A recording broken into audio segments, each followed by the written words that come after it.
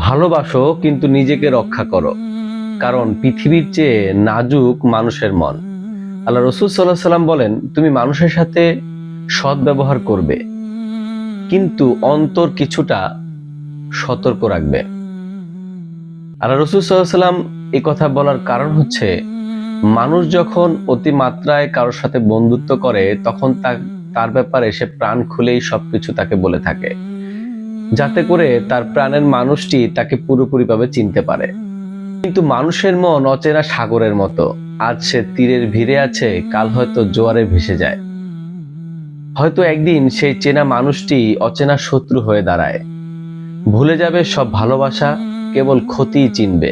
আল্লাহ রসুল সাল্লাল্লাহু সাল্লাম এই হাদিসে বুঝাতে চেয়েছেন, অতিমাত্রায় ঘনিষ্ঠ বন্ধুত্বে মানুষ প্রাণ খুলে সবকিছু বলে থাকে, যেন প্রাণের মানুষটি তাকে চিনতে পারে পুরোপুরি ভাবে।